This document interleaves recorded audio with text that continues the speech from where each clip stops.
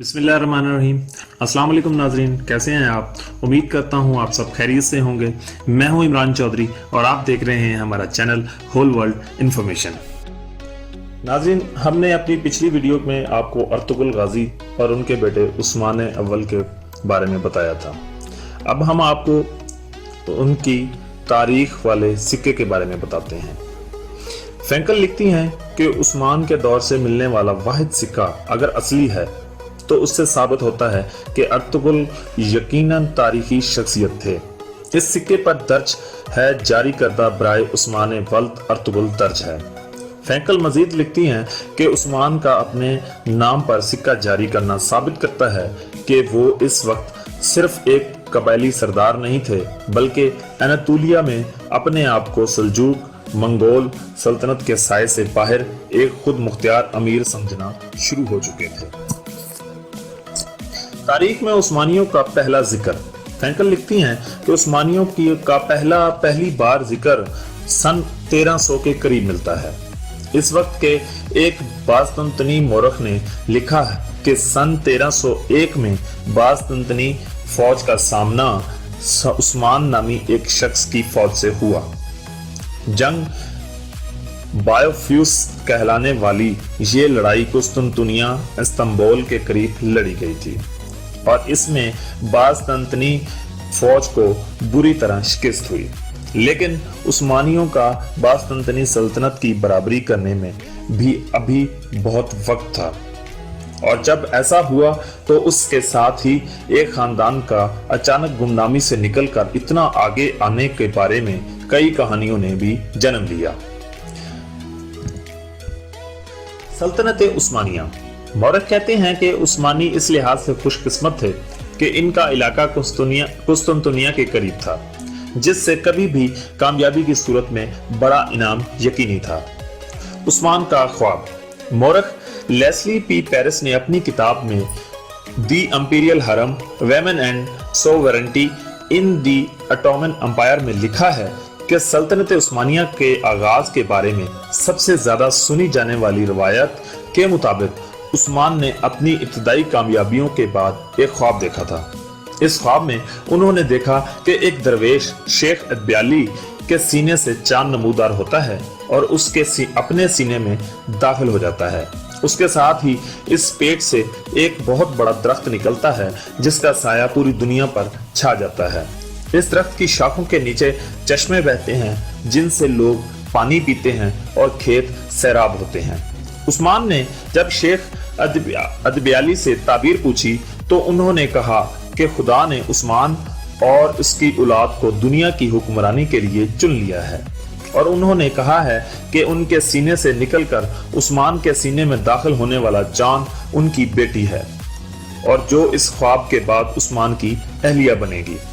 Frankel लिखती हैं कि इब्तदाई उस्मानी सल्तनतों को अपने आगाज की तारीख मालूम करने से ज्यादा दिलचस्पी दूसरों पर हुकूमत के अपने हक को साबित करने में थी, और इनके नजदीक इनकी सल्तनत का आगाज एक ख्वाब से हुआ था जो उस्मान ने एक बुजुर्ग दरवेश के घर में क़याम के दौरान देखा था।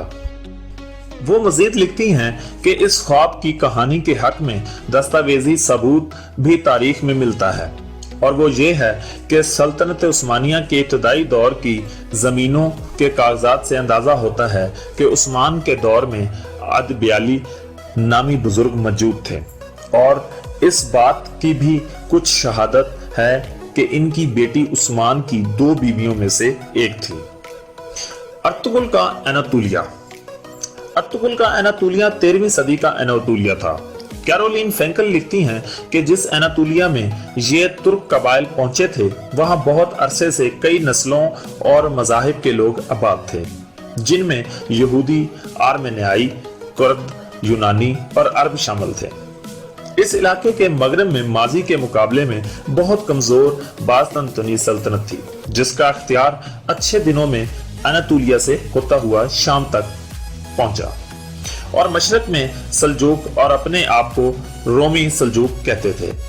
13वीं सदी के वस्त में मंगोलों के हाथों शिकस्त ने सल्जूकों को कमजोर कर दिया और वो मंगोलों को नजराने देने पर मजबूर हो गए थे। माजी के दो ताकतवर हुकूमतों का अख्तियार उनकी सरहदों के दरमियान वाक़या गैर यकीनी सूरत हाल के इस इलाके में ना होने के बराबर था। लेकिन ये सिर्फ जंगजुओं की अमाजगाह नहीं था। मुहिम जोई करने वालों के अलावा यहाँ वो लोग भी थे जिनके पास जाने के लिए कोई और जगह ना थी। अर्तुगरुल कौन थे और सल्तनत उस्मानिया?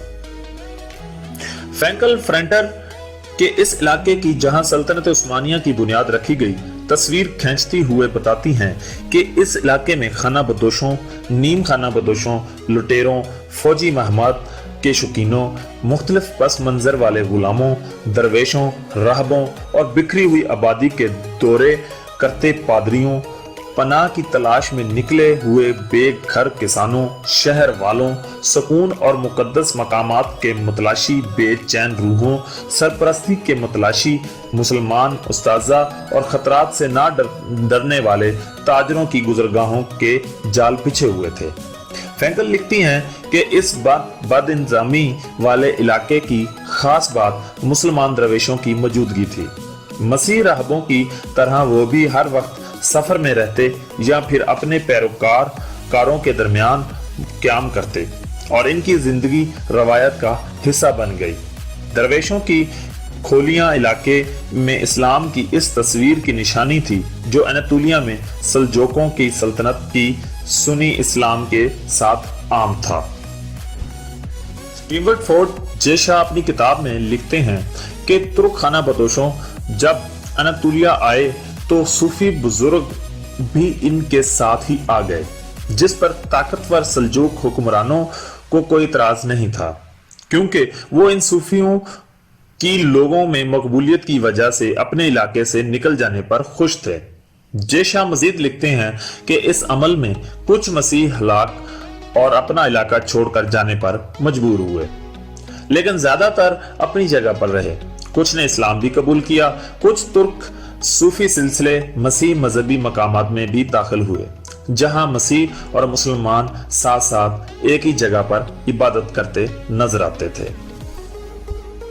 तो नाज़रीन, ये थी हमारी आज की वीडियो। अगर हमारी इन्फॉर्मेशन आपको पसंद आई हो तो लाइक कीजिएगा, शेयर कीजिएगा और कमेंट बॉक्स में अपनी राय का इजहार ज़रूर कीजिएगा। जाने से पहले हमारे चैनल को सब्सक्राइब करें और बेल आइकन को प्रेस करें ताकि हमारी नई आने वाली वीडियो आपको मिल सके। अपना ख्याल रखिएगा। अगली वीडियो तक के लिए हमें इजाज़त दीजिएगा। अल्लाह निगहबान।